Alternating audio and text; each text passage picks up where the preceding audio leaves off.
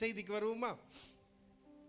இன்றைக்கு நான் உங்கள் மத்தியிலே கொடுக்கக்கூடிய செய்தி செட்டை. என்னதுங்க? செட்டை. நம்ம ஒரு பாட்டு பாடுவோம் தெரியுமா? உன்னதமானவரின் உயர் மறைவில் இருக்கிறவன்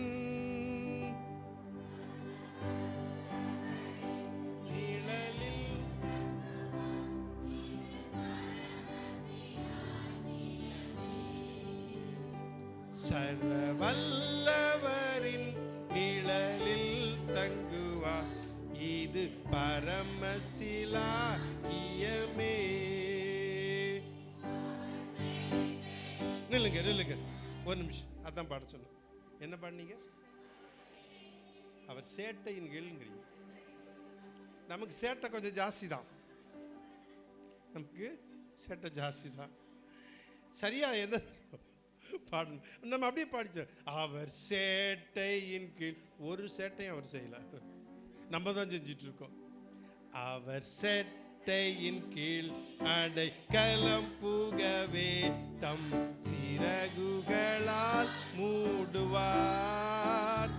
அவர் சேட்டையின் கீழ் அடைக்கலம் புகவே தம் சிறகுகளால் மூடுவார். எத்தனை வருஷம் கேட்டாலும் இந்த பாட்டு புதுசா கேட்கற மாதிரி இருக்கும். உண்மையா இல்லையா? இந்த பாட்டு மட்டும். இது ஒரு பாட்டு முந்தி நம்ம சர்ச்சுகள் எல்லாம் பாடி கேட்டிருப்பீங்க நீங்க. கேளுங்கள் கொடுக்க இல்ல, அந்த பாட்டு இப்ப கேட்டாலும் எப்படி இருக்கும்? அதே மாதிரி அண்ணன் டிஜிஎஸ் தினகர் அண்ணன் பாடுற பாட்டு, ஒரு பாட்டு, இயேசு அழைக்கிறார். எவ்வளவு நல்லா இருக்குல்ல? சில பாட்டுகள் நம்ம வாழ்க்கையில மறக்காது, புது பாட்டு மாதிரியே இருக்கும் இல்ல? அதுல இது ஒரு பாட்டு. இது உன்னதமானவரின் மறைவில் இருக்கிறது. சரி, இன்றைக்கு நான் சேட்டையின் நிழல் இல்லை, செட்டையின் நிழல், செட்டையை குறித்து நம்ம பார்க்க போகிறோம். சரி, வாசிப்போமா? ரூத்தின் புஸ்தகம் 2ஆம் அதிகாரம் 11-12 நம்ம வாசிப்போம். அதற்கு போவாஸ் பிரதித்திரமாக. என்ன? யார்கிட்ட போவாஸ் பேசுறா? ரூத் அப்படிங்கிற பெண்ணிடத்துல போவாஸ் பேசுறான். அதற்கு போவாஸ் பிரதித்திரமாக, ரூத் இடத்துல பிரதியுத்தரமாக, உன் புருஷன் மரணமடைந்த பின்பு நீ உன் மாமியாருக்காக செய்ததும் நீ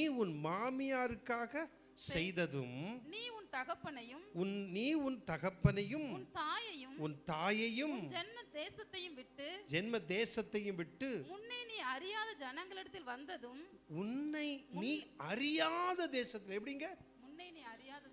மோவாப் தேசத்திலிருந்து அறியாத தேசத்திற்கு வர்றா. சரி, எல்லாம் எனக்கு விவரமாய் தெரியும். உன் செய்கைக்கு தக்க பலனை கர்த்தர் உனக்கு கட்டளையிடுவாராக. உன் செய்கைக்கு நீ இப்படியெல்லாம் நீ செஞ்ச பார்த்தீங்களா? நமக்கும் நம்முடைய செய்கைக்கு தக்க பலனை கட்டளையிடுகிற தேவன். ஆமென், அல்லேலூயா. சரி, இல்லை மாமியார் மருமகா அப்படின்னாலே உனக்கு கொஞ்சம் கஷ்டப்பாக தான் இருக்கும். அது இல்லை சொல்ல முடியாது. எல்லாருக்கும் எந்த குடும்பத்தை எடுத்துட்டாலும் எப்படி இருக்கும்? கல்யாணம் ஆனவங்களுக்கு தான் தெரியும். என்னங்க? கஷ்டமாக தான். நம்ம புதுசாக வந்திருக்காங்க, ஆமாம் கஷ்டமாக தான் இருக்குங்கோ அப்படின்ட்டாங்க. முடியாது இல்லை, ரொம்ப கஷ்டமான ஒரு சூழ்நிலை. ஆனால் அந்த மாமியாரை பராமரித்து மாமியார் பின்னால் வந்தது ரூத்து இல்லை? உனக்கு உன் செய்கைக்கு தக்கன பலன் கர்த்தர் உனக்கு கட்டளையிடுவார். இஸ்ரவேலின் தேவனாகிய கர்த்தருடைய செட்டைகளின். இப்ப பாருங்க, இஸ்ரவேலின் எங்க இருந்து வந்த? மோவாப்ல இருந்து வந்த இஸ்ரவேலின் தேவனாகிய கர்த்தருடைய செட்டைகளின் கீழ் அடைக்கலமாய் வந்த உனக்கு அவராலே நிறைவான பலன் கிடைப்பதாக என்றான். நிறைவான பலன் கிடைப்பதாக என்றான். ஆமென். போதும். எங்க? அவருடைய இஸ்ரவேலின் தேவனாகிய கர்த்தருடைய செட்டையின் கீழ் அடைக்கலமாய் வந்த ரூத் எங்க வந்திருக்கா?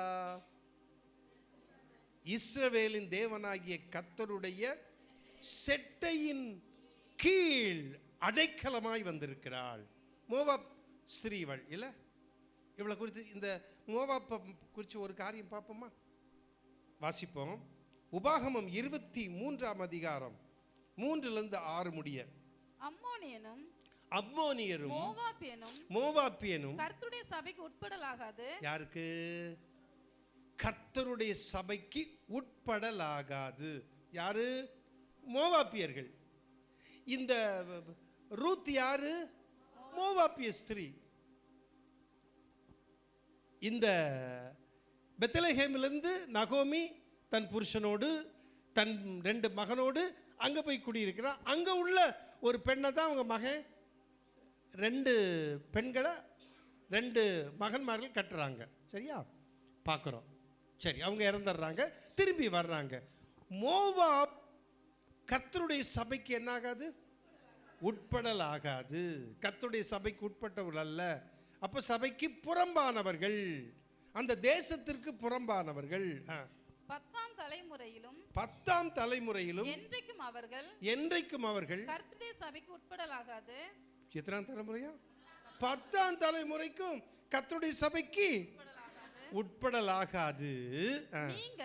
நீங்கள் எகிப்திலிருந்து புறப்பட்டு வருகிற வழியிலே அவர்கள் அப்பத்தோடும் தண்ணீரோடும் உங்களுக்கு எதிர்கொண்டு வராத நிமித்தமும், இவங்க இஸ்ரவேல் ஜனங்கள் எகிப்திலிருந்து விடுதலையாக்கி வரும் பொழுது இவங்களை ரிசீவ் பண்ணல, இவங்களை ஏற்றுக்கொள்ளல. சரி, போதும். இப்போ இந்த மோவாபியர்கள் கர்த்தருடைய சபைக்கு உட்படல் ஆகாது, கர்த்தருடைய சபைக்கு புறம்பானவர்கள், கர்த்தரிடத்தில் வர முடியாது, அங்கீகரிக்கப்படாதவர்கள். யாரு? மோவாபியர்கள்.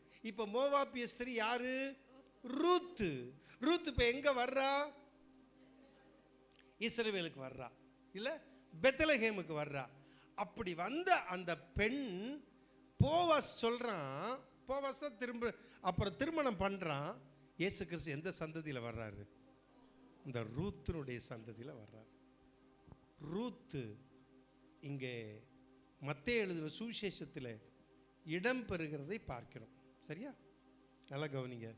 எங்கள் ஆசிரியர் டீச் பண்ணும்போது ஒரு தடவை எங்களுடைய டாக்டர் கால்கோக் டீச் பண்ணும்போது இயேசு கிறிஸ்து ஒரு புறஜாதி அப்படின்னு சொன்னார். எங்களெல்லாம் தூக்கி வாரி போட்டுருச்சு. அப்புறம் விளக்கமாக பேசும்போது தெரிஞ்சது, ஓ அப்படியா? அப்படி நல்லா கவனிங்க. இயேசு கிறிஸ்து எப்படி பாருங்க, யூதர்களுக்கும் சொந்தம் ஆண்டவராக இயேசு கிறிஸ்து புறஜாதிகளுக்கும் சொந்தம். புறஜாதி இனத்து பெண்ணும் வந்திருக்கிறாள், யூத இனத்து மனுஷனும் வந்திருக்கிறான். ஆக இரு சந்ததியிலும் ஆண்டவராக இயேசு கிறிஸ்து வந்து இரு மக்களையும், புறஜாதிகளையும் யூதர்களையும் ஆண்டவர் இணைத்து உலக இரட்சகராய் என் தெய்வம் இயேசு கிறிஸ்து வெளிப்பட்டார். ஆமென். புறஜாதிகளுக்கும் சொந்தம் என்பதை வேதம் நமக்கு சொல்லுகிறது. Price the Lord. சரி, இப்போ இந்த புறஜாதி பெண் மோவாப் ஸ்திரீ சபைக்கு உட்படலாகாது, புறம்பாக்கப்பட்ட பெண். அந்த பெண்ணை கர்த்தருடைய சமூகத்தில் ஏற்றுக்கொள்ள முடியாத அந்த பெண் பெத்லகேமில் வந்தா. இப்போ போவாஸ் சொல்றான், அந்த 12ஆம் வசனத்தை வாசிங்க. 12 இது ரூத் 2:12.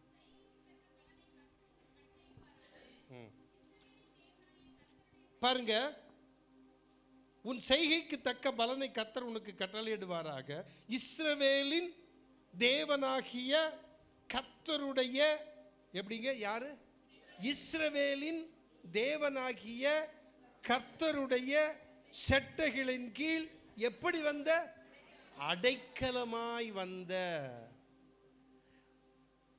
ரூத் எப்படி வந்துட்டா? இனி எனக்கு எந்த அடைக்கலமும் கிடையாது. என்ன அழகா சொல்லப்பட்டிருக்கு பாருங்க. போவாசனுடைய வார்த்தை பாருங்க. இஸ்ரவேலின் தேவனாகிய கர்த்தருடைய செட்டையின் கீழ் அடைக்கலமாய் வந்துட்ட. இன்னொரு மொழிபெயர்ப்பு சொல்லுகிறது, இஸ்ரவேலின் கடவுளான ஆண்டவருடைய இறக்கை, இறக்கைகளின் அரவணைப்பை தேடி வந்திருக்கிறாய். அப்போ அடைக்கலம் என்பது என்ன? இன்னொரு மொழிபெயர்ப்பில் அரவணைப்பை. அப்போ நீ எங்க வந்துட்ட? இஸ்ரவேலின் தேவனாகிய கர்த்தருடைய அந்த அரவணைப்பில் வந்திருக்கிறாய், அரவணைப்பை தேடி வந்திருக்கிறாய். அப்படி வந்த உனக்கு என்ன கிடைக்கும்? அவராலே உனக்கு நிறைவான பலன் கிடைக்கும். ஆண்டவராய் இயேசு கிறிஸ்துவிடத்தில் நீங்களும் நானும் வந்திருக்கிறோம். யார்கிட்ட? இஸ்ரவேலின் தேவனாகிய கர்த்தருடைய செட்டையின் கீழ் அடைக்கலமாய் வந்திருக்கிறோம். நல்லா கவனிங்க, செட்டையின் கீழ் என்னெல்லாம் இருக்குன்னு ஒரு சில காரியத்தை மட்டும் பார்த்து நம்ம முடிக்கலாம். ஒன்று, அவருடைய கர்த்தருடைய செட்டையின் கீழ் என்ன இருக்கு? அடைக்கலம். சொல்லுங்க. அல்லது அரவணைப்பு. அரவணைப்பு. Praise the Lord. அல்லேலூயா.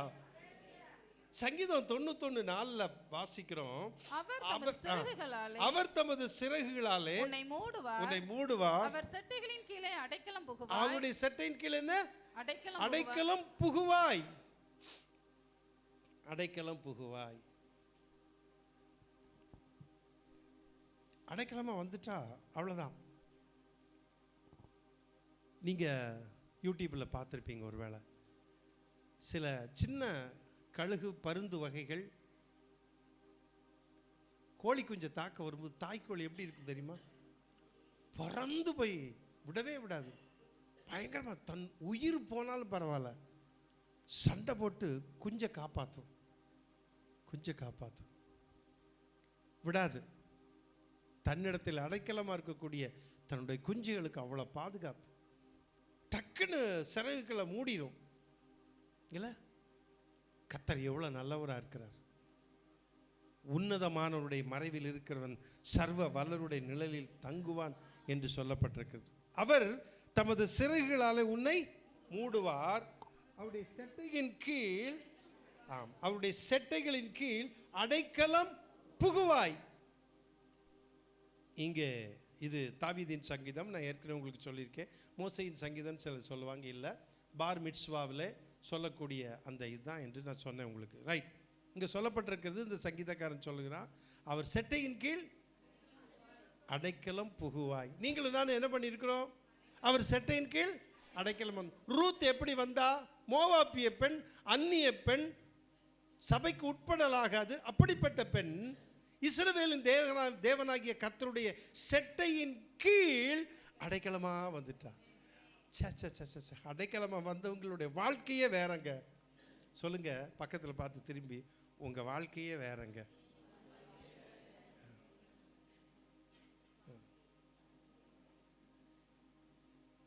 பாஸ்டரே வேறன்னு சொல்லிட்டாரு எங்கேயோ அப்படின்னு சொல்லிடுறாங்க. சிலர் சொல்லுவாங்க தெரியுங்களா, என் மகன் சிலர் சொல்லுவாங்க, பார்ப்பாங்க, எனக்கு சிரிப்பான், என் மகன் எங்கேயோ போயிட்டான், அவன் வீட்டில் தான் இருப்பான்.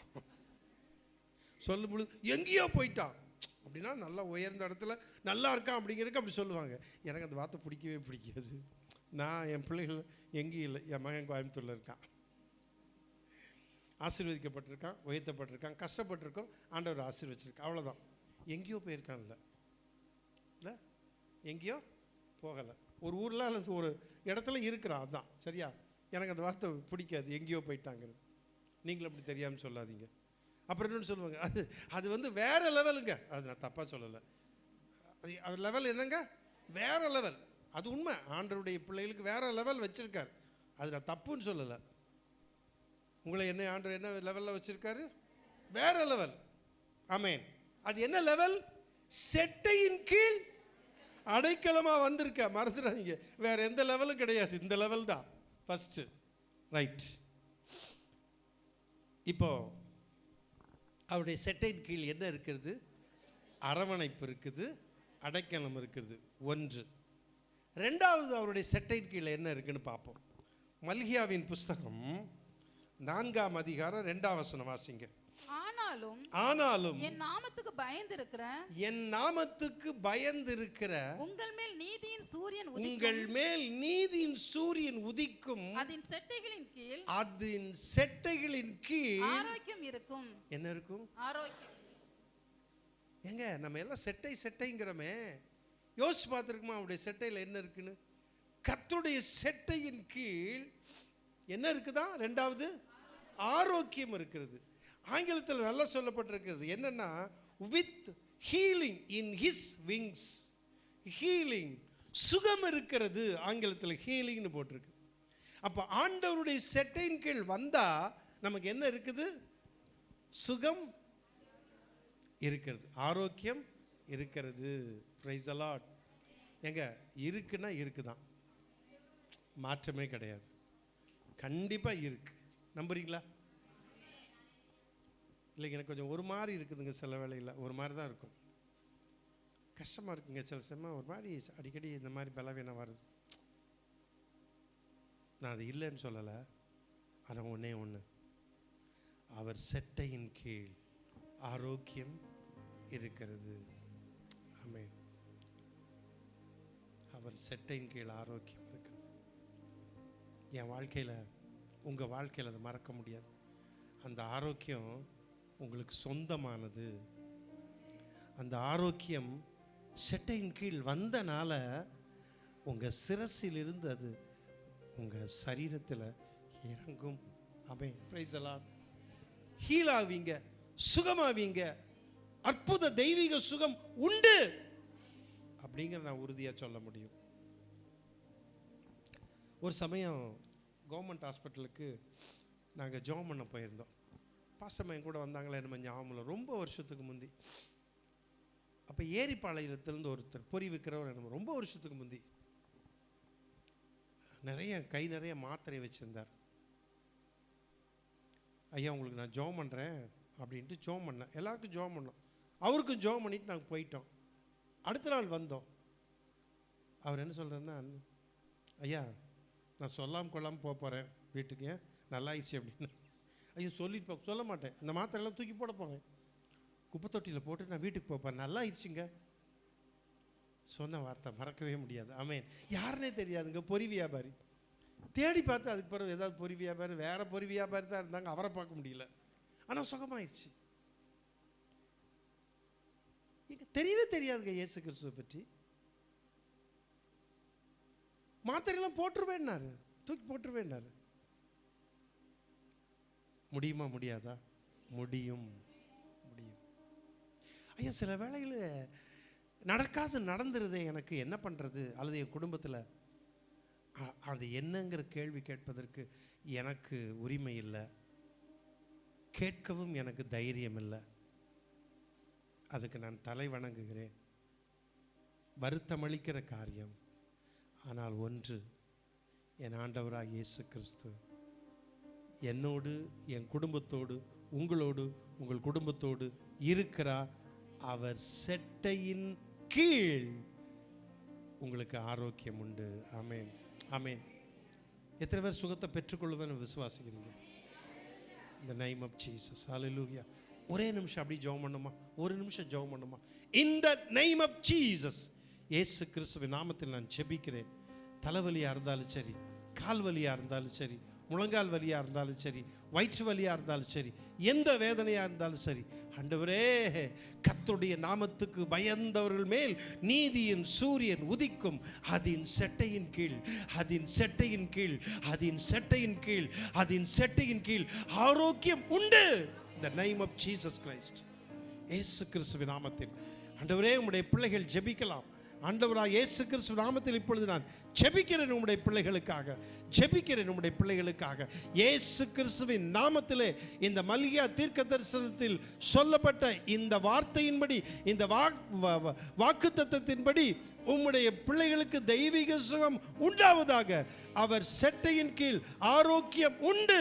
அந்த ஆரோக்கியத்தை உம்முடைய பிள்ளைகள் இப்பொழுது பெற்றுக்கொள்ளட்டும், பெற்றுக்கொள்ளட்டும், பெற்றுக்கொள்ளட்டும்.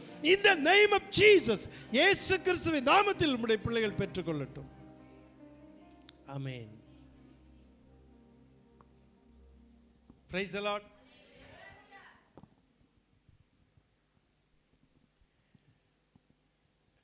நான் உங்க முன்னால் பேசிட்டு இருக்கேனே, நேற்றுக்கு நைட்டு நான் கஷ்டப்பட்டது உங்களுக்கு தெரியாது.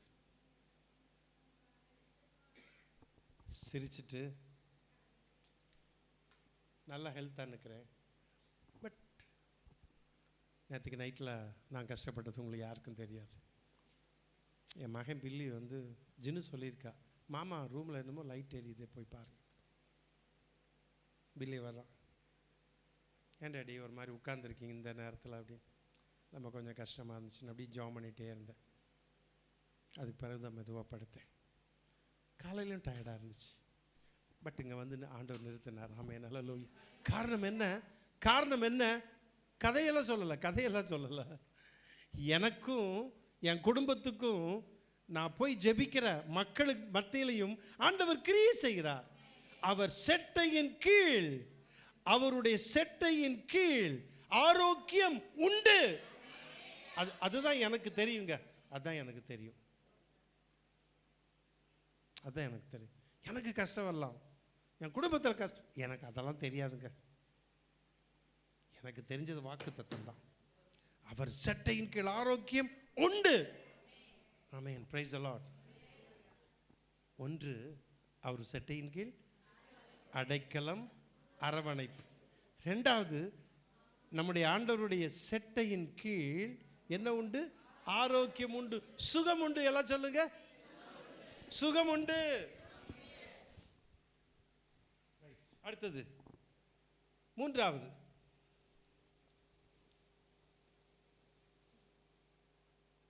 சங்கீதம் 61:4 வசனம் வாசிங்க. நான் உம்முடைய கூடாரத்தில் சதா காலமும் தங்குவேன். நான் உமது கூடாரத்தில் சதா காலங்களிலும் தங்குவேன். உமது செட்டைகளின் மறைவிலே வந்து அடைவேன். மூணாவது என்ன? உமது செட்டையின் மறைவிலே வந்து என்ன செய்வேன்? அடைவேன். நாங்கள் வந்து சிம்ப்ளெக்ஸ் ஃபேக்ட்ரின்னு ஒரு இடத்துல ரொம்ப வருஷம் இருந்தோம். நான் நினைக்கிறேன் ஒரு 5 வருஷம் பக்கம் இருந்திருப்போம். அப்போது எங்கள் வீட்டுக்கு முன்னால் ரோட்டுக்கு அந்த பக்கம் மில்லில் பெரிய பெரிய மரம் இருக்கும். நிறைய கொக்கு, நாரை இனத்தை சேர்ந்த பறவை, தண்ணீரில் கூடிய தண்ணீர் காகம், விதவிதமாக வரும். சில சமயம் பெரிய பறவை 1-2 வந்து இருக்கும். அது என்ன பறவைனே தெரியாது, நாரை மாதிரி தெரியும். நாரை இனத்தை சேர்ந்த நிறைய வரும். சாயங்காலம் பார்த்தா எல்லாம் பறந்து வரும். பார்த்துருக்கீங்களா அந்த மாதிரி? பறந்து எங்கே வரும்? ஒரு மரத்தில், குறிப்பிட்ட அந்த மரத்தில் அங்கே தான் வரும். கவனிச்சிருக்கீங்களா? எதுக்கு வருது? அடையிறதுக்கு வருது. எதுக்கு வருது? அதான் அடையிறதுன்னா என்ன? அங்கே வந்து ரெஸ்ட் எடுக்கும், தூங்கும். காலையில் 6 மணிக்கு ஆமாம் காக்கா சத்தம் கேட்கும், காங்கு பறந்து போயிடும், எல்லாம் போயிடும். ஒரு குஞ்சு கூட அங்கே இருக்காது. திரும்ப சாயங்காலம் கரெக்டாக 6 மணி 6:15 எல்லாம் பறக்க கொஞ்சம் கொஞ்சமாக வந்துக்கிட்டே இருக்கும். நான் பார்த்துருக்கேன். கொக்கு இதெல்லாம் பறந்து வந்துக்கிட்டே இருக்கும். வந்து அந்த மரத்தில் வந்து என்ன செய்யும்? அடையும். என்ன பண்ணும்? ரெஸ்ட் பண்ணும். என்ன பண்ணும்? தூங்கும், ஃப்ரீயாக இருக்கும். அதனுடைய செட்டையின் கீழ் வந்து அடைவேன். தாவீது சொல்கிறான், எனக்கு எங்கே சுற்றினாலும் எங்கே போனாலும் அடைவதற்கு ஒரே ஒரு இடம் உண்டு. அது இயேசு கிறிஸ்துவனுடைய கர்த்தருடைய செட்டை. ஆமென், ஆமென், பிரைஸ் தி லார்ட். எங்கே போனாலும் இல்லை, செட்டை, அவருடைய செட்டையின் கீழ் நான் என்ன செய்வேன்? வந்து அடைவேன். மூணாவது, அடையக்கூடிய இடம் இல்லை, தகப்பனுடைய வீடு. கோழி குஞ்சு எல்லாம் மேய்ஞ்சிட்டே இருக்கும், சின்ன சின்ன குஞ்சுகள்லாம். கடைசியா நைட்டில் அது அடையிற நேரம் கோழி குஞ்சுக்கிட்ட எல்லாம் வந்து என்ன பண்ணும்? உள்ள ரெக்கைக்குள்ளே வந்துடும். கோழி வளர்த்தவங்களுக்கு தெரியும். வெளியே பறந்துட்டு சுற்றிட்டு இருக்கிறது. சாயங்காலம்னே சிலது மரத்தில் போய் இருக்கும், பார்த்துருக்கீங்களா? சிலது அதுவாக கூட்டுக்குள்ளே போயிடும். இப்போ தான் பசங்களுக்கு புரியுது. ஆமாம் ஆமாம், அதுக்கு பேர் என்ன? போய் அடைவது, அடைகிற இடம். எனக்கும் உங்களுக்கும் அதே மாதிரி ஒரு அடைகிற இடம் இருக்கிறது. அவர் செட்டையின் கீழ் நான் என்ன செய்வேன்? வந்தடைவேன். Praise the Lord. ஆமென். அடையும் இடம், உம்முடைய இறக்கைகளின் பாதுகாப்பில் தஞ்சம் புகுவேன். ஒரு தமிழ் மொழிபெயர்ப்பு சொல்லுது, பொது மொழிபெயர்ப்பு, உமது இறக்கங்கள், அதாவது இறக்கைகளின் பாதுகாப்பில் என்ன செய்வேன்? தஞ்சம் புகுவேன் அப்படின்னு ஒரு மொழிபெயர்ப்பு சொல்லுகிறது. சரி, அடுத்தது சங்கீதம் 17:9 வாசிங்க.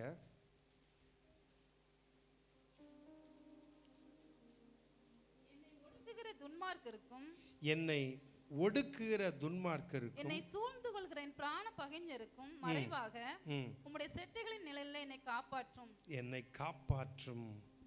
அடுத்தது என்ன? எத்தனாவது? 4வது நினைக்கிறேன்ல. உம்முடைய செட்டையின் நிழலிலே, உமது செட்டையின் கீழ் என்னை காப்பாற்றும். காப்பாற்றும். உங்களுக்கு இந்த உதாரணம் சொல்ல வேண்டியதே இல்லை, தெரியும். கோழி குஞ்சு, சின்ன சின்ன குஞ்சு அப்படியே போயிட்டே மேய்ஞ்சிக்கிட்டே இருக்கும். மேலே அப்படியே பருந்து வந்து வட்டமிடும். வட்டமிட்ட உடனே இந்த கோழி இப்படி பார்த்து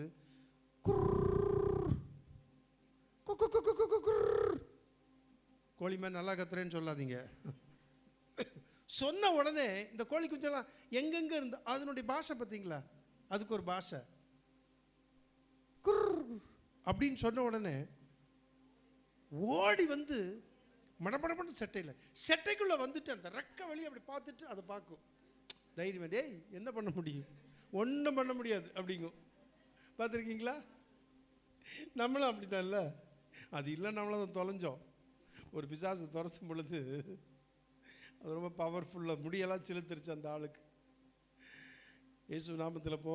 எங்கேருந்து வந்தேன்? பண்டாரபுரத்துலேருந்து வந்தேன். பண்டாரம் ஓடி போயிரு இயேசு நாமத்தில். அது சொல்லுது, உன்னை அடிச்சுட்டு வர அனுப்பியிருக்கான். உன்னைய அதுக்கு தான் இன்றைக்கி நான் வந்தேன். நான் சொன்னேன், என்னை அடிக்க முடியுமா? இயேசு நாமத்தில் நான் வந்திருக்கேன், அதனால தான் நான் உன்னை சும்மா விட்டுருக்கேன் அப்படிங்குது. பார்த்தீங்களா?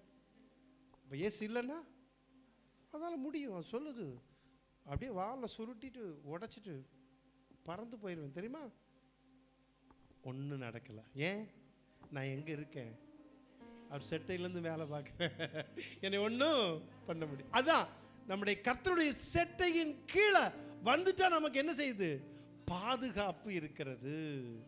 மறந்துடாதீங்க. ஆமென். இதுவரைக்கும் நம்ம செட்டையின் பாட்டு பாடல.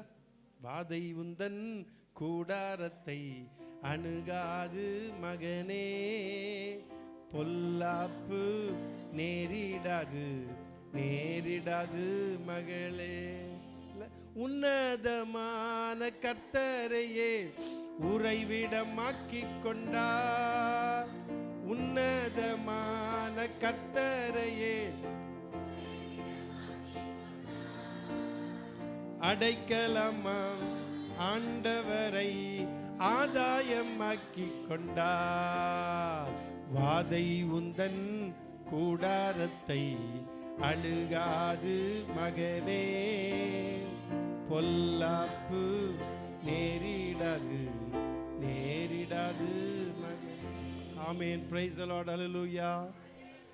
சில பிசாசு சொல்லுவாங்க, நீ ஏப்பா குறுக்க வந்த? நீ வந்துட்டியாப்பா, நீ பேசாம விட்டு போயிரு. இந்த பிசாசு, நீ விட்டு போயிரு, நீ போயிட்டேன்னா பிரச்சனை இல்லை, நீ ஏன் வர்ற? பிசாசு சொல்லும். அன்பான தேவனுடைய பிள்ளைகளே, நம்முடைய கர்த்தர் நமக்கு எப்படி இருக்காரா? உயர்ந்த அடைக்கலமா இருக்கார். ஆமென். உயர்ந்த அடைக்கலமா இருக்கார். அவர் செட்டையின் நிழலிலே, அவர் செட்டையின் கீழ் நமக்கு என்ன இருக்கிறதா? பாதுகாப்பு இருக்கிறது. 4 பார்த்தோம். 4 சரியா? 4. இப்போ நீ 5 நினைக்கிறேன். சரியா? ரைட். அடுத்தது சங்கீதம் 63:7. நீர் எனக்கு துணையா இருந்ததினால் உமது செட்டைகளின் நிழலிலே. ஆண்டவர் எப்படி இருக்குதா? நீர் எனக்கு துணையா இருந்ததினால். இல்ல, நமக்கு ஒரு துணை தேவைப்படுது. எஸ்டேட்லலாம் ரொம்ப இருட்டாக இருக்கும். பாத்ரூம் போகிறதே இங்கேருந்து அங்கே போகணும், அங்கே கொஞ்சம் தூரமாக போகணுமா. எங்கள் அக்கா மகனை அடிக்கடி நான் நினைப்பேன். அவன் போயிட்டு அங்கேருந்து கூப்பிடுவான் என்னை மாமான்ல, அண்ணா அண்ணா என்ன இருக்கீங்களான்னு கேட்டேன். இருக்கிறேன். ஏன்னா தேயிலை செடி அங்கே கிரிச்சு கிரிச்சுன்னு ஒரு சவுண்டு, அங்கே வெளியே போனாலே ஒரு மாதிரி சவுண்டெல்லாம் கேட்கும். காட்டுப்பதியில் பார்த்தா மறுபடியும் நான் பேசாமல் நின்றுட்டே இருப்பேன். கொஞ்ச நேரம் கழிச்சு அண்ணா என்ன இல்லை இருக்கீங்களான்னு கேட்டேன். இருக்கிறேன். ஏன் எதுக்கு? துணைக்கு. துணைக்கு எங்கேயாவது இருட்டில் போனா ஏன் கொஞ்சம் துணைக்கு வர்றியா? இல்லை நமக்கு வந்து தனியாக போகிறத காட்டில் கூட ஒருத்தர் இருந்தா பயம் இருக்காது. பயம் இருக்காது. கூட ஒருத்தர் இருந்தால் போதும், நமக்கு ஒரு தைரியம் இருக்கும்ல. நான் நியூஸில் டிவியில் பார்க்கும்போது ஒருத்தர் பாவம் பெங்களூரில் போயிட்டுருக்கார். 3 சின்ன பசங்க சேர்ந்து ஒருத்தரை அடிச்சிட்டாங்க. அடித்து அப்படியே கீழே விழுறார். ரொம்ப மனசு கஷ்டமாக இருந்துச்சு. அவர் கூட ஒருத்தர் இருந்தால் என்ன பண்ணியிருப்பேன், தடுத்துருப்பாங்க, இல்லை காப்பாற்றிருப்பாங்க. அவருக்கு அப்படியே கீழே விழுந்துட்டார். அப்புறம் அரெஸ்ட் பண்ணிட்டாங்க. அப்போ தனியாக போகும் பொழுது ஒருத்தர் துணையாக இருந்தால் நல்லது தானே. நான் ஒன்று சொல்கிறேன், எனக்கும் உங்களுக்கும் எப்பொழுதுமே நம்ம தனியாக போகிறதில்ல. தனியாக போவீங்க, ஆனால் யார் கூட வர்றா? கர்த்தர் துணையாக இருக்கார். ஆமேன். கவனிக்க, வாசிங்க தங்கச்சத. நீர் எனக்கு துணையா இருந்ததினால், நீர் எனக்கு துணையா இருந்ததினால் உமது செட்டைகளின் நிழலிலே, உமது செட்டைகளின் நிழலிலே களி கூறுகிறேன். களி கூறுகிறேன். எப்படி? செட்டைகளின் நிழலிலே அப்படின்னா என்ன? சந்தோஷப்படுறேன். உங்களுடைய செட்டைகள் நிழலில் என்ன செய்கிறேன்? களி கூறு. இவ்வளோ ரகசியமா? நேற்றுக்கு நான் பார்க்கும்போது படித்து பரட்டி ஒவ்வொன்றா அப்படியே வசனத்தை அப்படியே பார்த்துட்டே வரேன். ஆச்சரியமாக இருந்துச்சு எனக்கு. இந்த செய்தி இப்போ தான் நான் கொடுக்கேன். செட்டையில் நிழல் பேசியிருக்கேன், இப்படி நான் பேசுகிற ஞாபகம் இல்லை. அப்போ அவர் செட்டையின் நிழலில் என்ன இருக்குது? களி கூறுவேன். சந்தோஷம். பில்லி சொன்னது கேட்டிங்களா? எனக்கு ரொம்ப அது நான் ரொம்ப தொட்டுச்சு. யாராவது ஒருத்தர் என்னை பார்த்து சிரிச்சா போதும், நான் தற்கொலை நிறுத்திடுறேன் அப்படின்ட்டு அவர் போய் தற்கொலை பண்ணிட்டார். உண்மையாக நடந்த சம்பவம். அப்போ நம்ம சிரிப்பு, அது மற்றவங்கள விடுங்க, ஆண்டோடைய பிள்ளைகள் சிரிப்பு எவ்வளோ பிரயோஜனமாக இருக்குல்ல. நம்ம பார்த்த பதிலுக்கு அவன் கொஞ்சம் முறைக்கிற மாதிரி இருக்கு, மறுபடியும் நல்லா முறைச்சு, ஏய் என்ன என்னை யாருன்னு தெரியுமா அப்படின்னு நம்ம முறைப்பல்ல. நம்ம முறைக்கல, அவன் பாவம், அவன் அங்கேருந்தே பஸ்ஸிலேருந்து குதிச்சிடுவான். இல்லை, அந்த ஸ்மைலிங் ஃபேஸ் ஞாபகம் இருக்குதா? ஒரு வசனம் உங்களுக்கு நான் சொன்னேனே, ஆண்டவர் நம்மை பார்த்து என்ன செய்கிறாரு? ஸ்மைல் பண்ணுறாராம். சங்கீதத்தில் அவருடைய முகத்தின் ஒளியை, ஆமாம், அந்த பிரகாசம் வந்து எப்படின்னா ஸ்மைல்னு போட்டிருக்கு. கான்டெம்பரரி பைபிள் வெர்சன் அப்படி சொல்லுது. நான் அந்த வசனத்தை மட்டும் வாசிக்குமா தங்கச்சி? சங்கீதம் 80 நினைக்கிறேன். ஒரே ஒரு சொல்லி காட்டிடுவேன். சங்கீதம்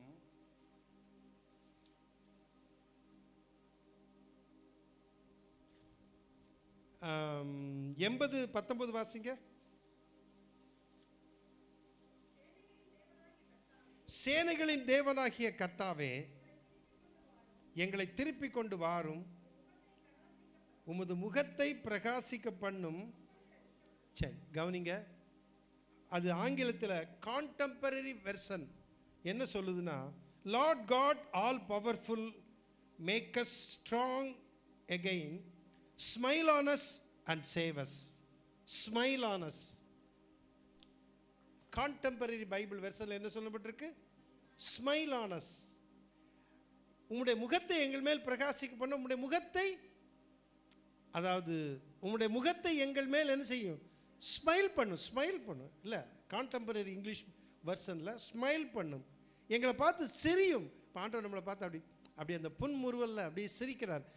அந்த சிரிப்பில் தான் என்ன வருது? அந்த வெளிச்சம் வருது. ஆமேன். சிரிப்பின் அந்த இதில் ஒரு வெளிச்சம் வருது. ஆமேன். அல்லேலூயா.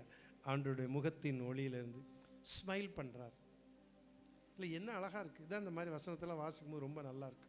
அப்போ நம்ம நினச்சிக்கிறோம் ஆண்டவர் வந்து துக்கமாக சிலுவையில் தொங்குற மாதிரி. மகனே சொல்லு மகளே இல்லை.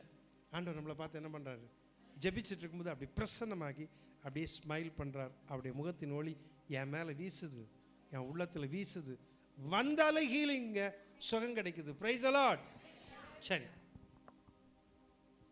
5வது காரியம், உமது செட்டைகளின் நிழலிலே களி கூறுவேன், களி கூறுவேன், மகிழ்ச்சியாய் இருப்பேன். அடுத்தது உபாகமம் 32:11. கழுகு தன் கூட்டை கலைத்து. சரி, நீங்க கேள்விப்பட்டிருக்கீங்களா? குஞ்சு, கழுகு குஞ்சு ஒருவேளை படங்களில் பார்த்துருப்பீங்க, அதாவது அந்த நியூஸ்லலாம் பார்த்துருப்பீங்க. கழுகு குஞ்சு என்ன பண்ணுமா, கொஞ்சம் வளர்ந்த பிறகு, கொஞ்சம் நல்லா வளர்ந்த பிறகு கூட்டை கலைக்குமா. கலைக்கும் பொழுது அந்த மேலே மெத்த மாதிரி இருக்கும்போது லைட்டாக கீழே இருக்கிற குச்செல்லாம் குத்துமா, கூட்டை கலைக்குமா. இங்கே பைபிள் வசனம் சொல்லுது, நல்லா கவனிங்க. கழுகு தன் கூட்டை கலைத்து கலைத்து தன் குஞ்சுகளின் மேல் அசைவாடி, தன் குஞ்சுகளின் மேல் அசைவாடுமா. அப்படியே அப்படின்னா என்ன, அப்படி சுற்றி பறந்து வருது, அசைவாடி. நம்ம கூட பாட்டு பாடு, அசைவாடி அப்படின்னு பாட்டு பாடுற மாதிரி அப்படியே அசைவாடுறது. குஞ்சுகளின் மேல் அசைவாடி தன் செட்டைகளை விரித்து, தன் செட்டைகளை விரித்து அவைகளை எடுத்து அவைகளை தன் செட்டைகளின் மேல் சுமந்து கொண்டு போகிறது போல, அவைகளை தன் செட்டையின் கீழ் சுமந்து கொண்டு போவது போல் என்ன செய்து, என்ன பண்ணுமா, கூட்டை கலைச்சி விட்டு குஞ்சு விழும்போது செட்டையை விரித்து அப்படியே கொண்டு போகுமா. அப்படியே மேலே செட்டையை விரித்து அந்த குஞ்சை கொண்டு போகுமா. கொண்டு போயிட்டு டக்குன்னு கீழே விட்டுருமா. அதுக்கு ரெக்கை அடிச்சுட்டு பறக்க முடியாது அவ்வளோவா.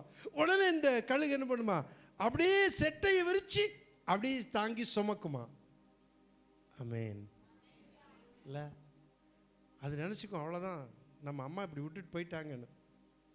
கொஞ்ச நேரம் நீ ரெக்கை அடிச்சுட்டு கஷ்டப்படு, டக்குன்னு கீழே விழும்பாரு செட்டையை விரித்து அப்படியே தாங்கிருமா. கழுகு தன் கூட்டை கலைத்து தன் குஞ்சுகளின் மேல் அசைவாடுகிறது போல தன் செட்டைகளை விரித்து அவைகளை எடுத்து அவைகளை தன் செட்டைகளின் மேல் சுமந்து கொண்டு போகிறது போல இஸ்ரவேல் ஜனங்களை கர்த்தர் சுமந்து கொண்டு போனார். ஆண்டவருடைய சட்டை என்ன செய்து, என்னை சுமக்குது. என்னை என்ன செய்து, சுமக்குது. உங்களை என்ன செய்து, சுமக்குது. இதுவரைக்கும் சுமந்துட்டு வந்திருக்கார்ல, இல்லை? நீங்களே நடந்து வந்தீங்க, நிறைய நேரம் உங்களை தூக்கி இருக்கிறார். நடக்க முடியாம தள்ளாடின வாழ்க்கையில், நடக்க முடியாம தள்ளாடின சமயங்கள் உண்டு அல்லவா? வேதனைப்பட்டு விழுகின்ற சூழ்நிலை உண்டு அல்லவா? அந்த குஞ்சு பறக்க முடியாம அப்படியே கீழே வரும் பொழுது கழுகு தன்னுடைய செட்டையை விரித்து அதை தாங்கி சுமப்பது போல, கழுகு தன் செட்டையின் மேல் குஞ்சுகளை சுமப்பது போல ஆண்டவர் உங்களையும் என்னையும் சுமந்து வந்தார். ஆண்டவருடைய செட்டை என்ன செய்கிறது, சுமக்கிறது. ஆமென். Praise the Lord. அவ்வளோ சந்தோஷமான காரியம் பார்த்தீங்களா, சுமக்கிற தேவனுக்கு. நம்ம கொஞ்சம் தனியாக உட்காந்து சில வேளைகளில் ஜெபத்தில் இருக்கிறது இல்லாமல் ஒரு வேளை தனியாக சேரில் கொஞ்ச நேரம் டைம் இருக்குதுன்னு வைங்களேன். டைமே இல்லைங்க, நான் டைம் சொல்லட்டா? இல்லை, டைமே இல்லைங்கிறீங்களா? நான் டைம் சொல்கிறேன், உங்களுக்கு டைம் சொல்கிறேன். செல்ஃபோனை வச்சு நோண்டிகிட்டு இருப்பேன் பார்த்தீங்களா, அந்த டைமில் கொஞ்சம் அதை வச்சுட்டு இப்போ புரியுதா? டைம் இருக்கும், அந்த டைம் சமையல் பண்ணுவீங்க, மற்றபடி எல்லாமே ஓகே, அதெல்லாம் ஒன்றும் சொல்லலை. நான் விழிக்கும் போது கர்த்தருடைய சாயலில் விழிப்பேன், முழிக்கும் போதே யாருடைய சாயலில் விழிப்பேன், கர்த்தருடைய சாயலில். ஆனால் இப்பொழுது இருக்கிற சந்ததி செல்போனின் சாயலில் விழிக்கிறார். காலையில் கேம் விளையாடுவாங்க. கேம் என்னன்னு தெரியல. யாருக்கா தெரியுமா கேமை பற்றி? இது வரைக்கும் விளையாண்டதில்லை, தெரியாமல் இருக்குல்ல? இல்லை எனக்கு தெரியல. அது என்ன எனது உங்கள் பையனுக்கு தெரியுமா? என் பையனுக்கும் தெரியும், பேர பையனுக்கும் தெரியும். அது இல்லை, நமக்கு சொல்கிறேன். இப்போ அந்த டைமை கொஞ்சம் ஒதுக்கிங்களா? அந்த டைம் ஒதுக்கிடுங்க, சரியா? அந்த டைம் ஒதுக்கிடுங்க. கொஞ்சம் உட்காந்துட்டு அப்படியே ஆண்டவரை கொஞ்சம் திங்க் பண்ணி பாருங்கள். அப்படியே ஆண்டவரோட கொண்டு சும்மா பேசி முழிச்சிட்டு கண்ணை திறந்து கூட இல்லை, அப்படியே திங்க் பண்ணி பாருங்கள். ஆண்டவருடைய பாதுகாப்பு, பைபிள் வசனம் அப்படி மெடிடேட் பண்ணுங்களேன். அப்போ ஆண்டவருடைய வசனம் பேசும். ஒரு எனர்ஜி வரும் பார்த்தீங்களா? ஒரு ஸ்ட்ரென்த் வருங்க. டெஸ்ட் பண்ணி பாருங்க. வருமா வராதா? வரணும். கர்த்தருடைய வார்த்தை பேசுவோங்கிட்ட. ரைட், சரி. செட்டையின் மேல் நம்ம என்ன செய்கிறார்? சுமக்கிற தேவனாய் இருக்கிறார். அடுத்தது அதே தான். யாத்திரா 19 வாசிங்க. யாத்திரா 19. நான் எகிப்திற்கு செய்ததையும் நான் உங்களை கழுகுகளுடைய செட்டைகளின் மேல் சுமந்து உங்களை நிறுத்தி வாசிங்க தங்கச்சி. நான் எகிப்திற்கு செய்ததையும் நான் உங்களை கழுகுகளுடைய செட்டைகளின் மேல் சுமந்து உங்களை என் அண்டையிலே சேர்த்து கொண்டதும் நீங்கள் கண்டு இருக்கிறீர்கள். எப்படி சுமந்தாரா? செட்டைகள், கழுகு செட்டைகளை சுமக்கிறாங்க. சுமக்கும் தேவன் சொல்லுங்க. எதுல? செட்டைகள். கீழே விழமாட்டோம். ஒரு நாளும் கழுகு என்ன செய்யாது? விட்டுறாது. நம்ம சுமக்கும் தேவன் சொல்லுங்க. கடைசியா ஒரே ஒரு காரியம், 5 நிமிடம் இருக்கு. சுமக்கும் தேவன், அதாவது தாங்குகிறார். சொல்லுங்க. செட்டைகளின் மேல் நம்மை தாங்குகிறார். கடைசியா மத்தேயு 23:37, மத்தேயு 23:37 முடிக்கிறேன்.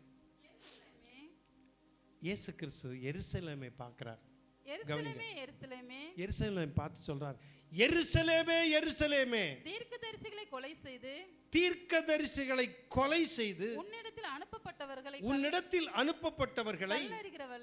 கல்லெறிந்தவளை. கோழி தன் குஞ்சுகளை. எப்படிங்க?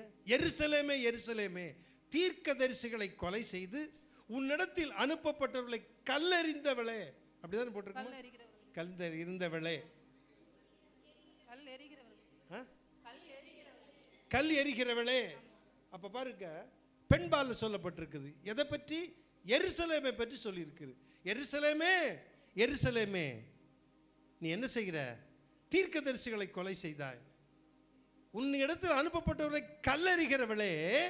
கோழி தன் குஞ்சுகளை. இப்ப பாருங்க, கோழி யார் சொல்றது? இயேசு கிறிஸ்து. கோழி தன் குஞ்சுகளை தன் சிறகின் கீழே கூட்டி சேர்த்து கொள்ளும் வண்ணமாக நான் எத்தனை தரமோ உன் பிள்ளைகளை கூட்டி சேர்த்து கொள்ள மனதா இருந்தேன், உங்களுக்கோ மனதில்லாமல் போயிற்று. எருசலேமை பார்த்து கண்ணீர் விடுறார். முடிவு இந்த வசனம் பார்த்தீங்களா? இவ்வளவு செய்தனே, எருசலேமே நீ என்ன செய்தாய்? உன்னிடத்தில் வந்த தீர்க்கதரிசிகளை கொலை செய்தாய், உன்னிடத்தில் அனுப்பப்பட்டவர்களை கல்லெறிகிறவளாக இருந்தாய், என்னை புறக்கணித்தாய், தீர்க்கதரிசிகளை கொலை செய்தாய், தீர்க்கதரிசிகளுக்கு கல்லறை தான் கட்டினாய். அப்படிப்பட்ட உன்னை எத்தனையோ தரம் உன்னை கூட்டி சேர்க்க மனதாயிருந்தேன். எப்படி கூட்டி சேர்க்க? கோழி தன் குஞ்சுகளை சிறகின் கீழ் கூட்டி சேர்த்து கொள்வது போல உன்னை எத்தனையோ தரம் கூட்டி சேர்க்க மனதாயிருந்தேன். உங்களுக்கோ மனதில்லாமல் போயிற்று. எருசலேமை பார்த்து கர்த்தர் கண்ணீர் விட்டார். சிறகின் கீழ் இத்தனை அற்புதத்தை கண்ட எருசலேம் இயேசு கூட்டி சேர்க்கும் பொழுது வரவில்லை. எத்தனையோ முறை உன்னை கோழி தன் குஞ்சுகளை கூப்பிட்டு சிறகின் கீழ் சேர்த்து கொள்வது போல உங்களை சேர்த்துக்கொள்ள நான் அழைத்தேன். உங்களுக்கோ மனதில்லாமற் போயிற்று. எத்தனை கிறிஸ்தவர்கள், எத்தனை தேவனுடைய பிள்ளைகள் மனதில்லாமல் இருக்கிறார்கள். ஏன்? எருசலேமை பார்த்து சொல்றார், உனக்கே மனம் இல்லை. எவ்வளவு துக்கத்தோடு சொல்றார். நான் உன்னை கூட்டி சேர்க்க மனதாக இருந்தேன். இன்றைக்கு வரைக்கும் ஆண்டவராக இயேசு கிறிஸ்து எருசலேமை பார்த்து, இன்றைக்கும் யுத்தம் நடக்கிறது அல்லவா, இன்றைக்கும் எருசலேமை பார்த்து கர்த்தர் சொல்றார், கிறிஸ்துவை ஏற்றுக்கொள்ளுகிறார்களா, மேசியாவா ஏற்றுக்கொள்ளுகிறார்களா? இல்லை, உங்களுக்கோ மனதில்லாமற் போயிற்று. அதான் எருசலேமை பார்த்து கர்த்தர் புலம்பக்கூடிய காரியம், கண்ணீர் விடக்கூடிய காரியம், வேதனைப்படக்கூடிய காரியம். உங்களுக்கோ மனதில்லாமற் போயிற்று. அதனால் நான் உங்களை கூட்டி சேர்க்க மனதா இருந்தேன். உங்களுக்கோ மனதில்லாமல் போய்.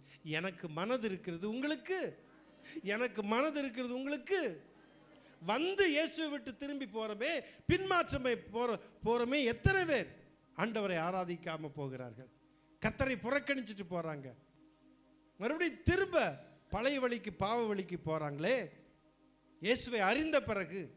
ஆனால் ஆண்டவர் கூட்டி சேர்க்க மனதாக இருக்கிறார். உங்களுக்கோ மனதில்லாமல் போயிற்று.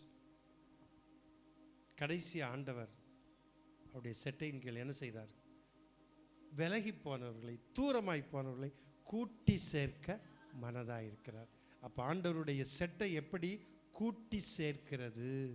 கூட்டி சேர்க்கிறது. கண்களை மூடி ஒரு நிமிஷம் ஜெபிப்போமா.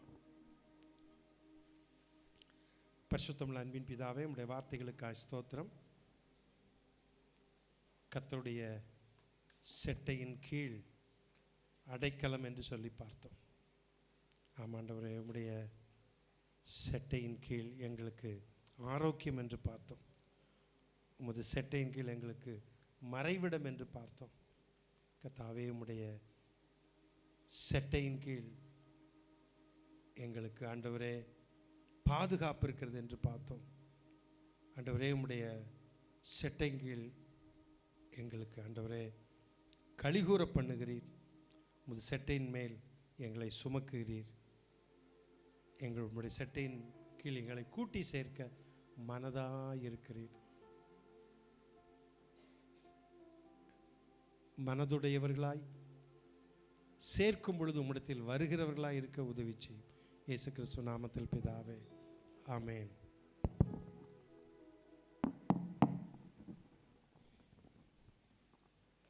நம்ம எழுந்துட்டு ஒரு பாடலை பாடும்போது கத்திருக்கின்ற காணிக்கை.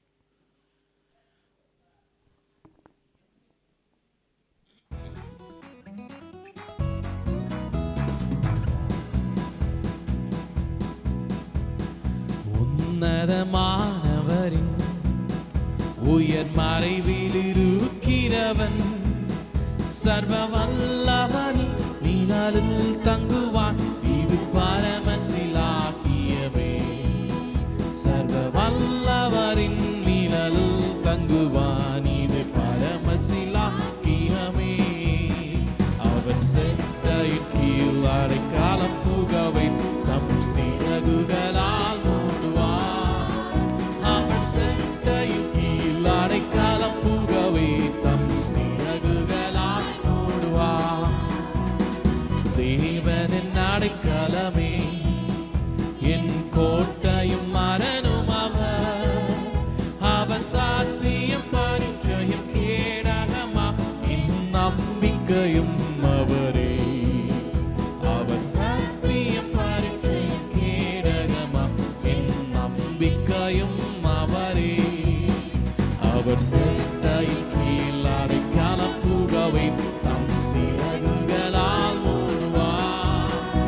அவர் செட்டையின் கீழ் அடைக்கலம் புகவை தம் சிறகுகளால் மூடுவார்.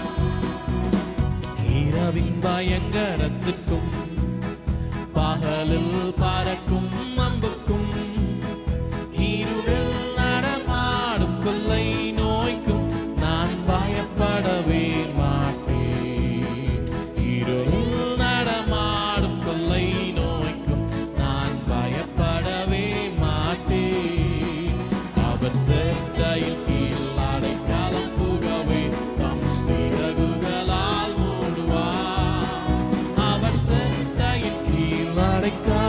புகவே தம்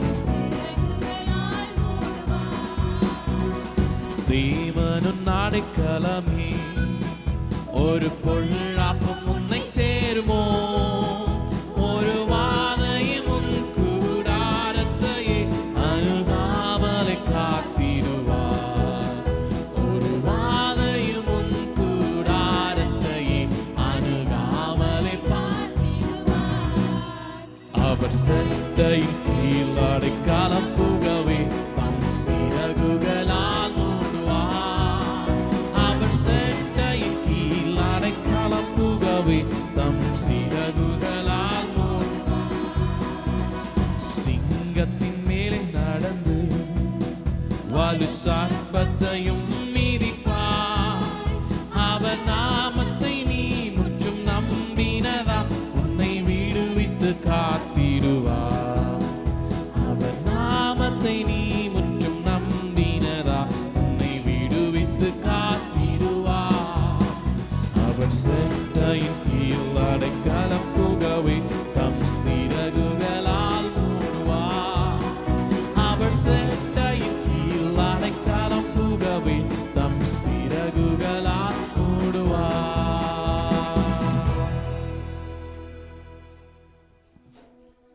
பரிசுத்தமுள்ள எங்கள் அன்பின் பிதாவே, இந்த ஆசீர்வதிக்கப்பட்ட நல்ல மனமகிழ்ச்சியான இந்த ஆராதனை நாளிலே ஆண்டவரே உம்மை ஆராதிக்கும்படி உம்மை தொழுது கொள்ளும்படி நீர் கொடுத்த நல்ல கிருபைக்காக நன்றியோடு கூட துதிக்கிறோம், உம்மை ஸ்தோத்தரிக்கிறோம். உமது செட்டையின் கீழ் ஆண்டவரே நாங்கள் மகிழ்ந்து கலிகூற ஆண்டவரே இந்த நாளிலும் கொடுத்த கிருபைக்காக நாங்கள் நன்றி செலுத்துகிறோம். உம்முடைய பிள்ளைகள் கொடுத்த காணிக்கைகளுக்காய் ஸ்தோத்திரம். உம்முடைய பிள்ளைகள் கொடுத்த தசம பாக காணிக்கைகள், ஸ்தோத்திர காணிக்கைகள், பொருத்தனை காணிக்கைகள், சபை ஊழியத்துக்கென்று கொடுத்த காணிக்கைகளை கர்த்தர் அங்கீகரித்து ஆசீர்வதியும். இதற்குரிய பிரதிபலனை உம்முடைய பிள்ளைகளுக்கு நீர் நிறைவாய் கொடுத்து உம்முடைய பிள்ளைகளை நிறைவாய் ஆசீர்வதிக்க வேண்டும் என்று செபிக்கிறோம். உம்முடைய ஆசீர்வாதம் உம்முடைய பிள்ளைகளோடு கூட இருக்கட்டும். உம்முடைய பாதுகாப்பு உம்முடைய பிள்ளைகளோடு கூட இருக்கட்டும். உம்முடைய பிரசன்னம் உம்முடைய பிள்ளைகளோடு கூட இருக்கட்டும். உம்முடைய பிள்ளைகளை சமாதானத்தோடு தங்களுடைய இல்லங்களுக்கு அனுப்புவீராக. ஆசீர்வாதத்தை பெற்றவர்களோடு கூட சுகத்தை பெற்றவர்களாக தம்முடைய பிள்ளைகள் தங்களுடைய இல்லங்களுக்கு போக தேவன் அனுகிரகம் செய்யும்படியாக ஜெபிக்கிறோம். உம்முடைய முகத்தின் ஒளி தம்முடைய பிள்ளைகள் மேல் பிரகாசிப்பதாக என்று சொல்லி நான் ஜெபிக்கிறேன். இயேசு கிறிஸ்துவின் இணையற்ற நாமத்தில் ஜெபிக்கிறேன் அன்பின் பிதாவே, ஆமேன்.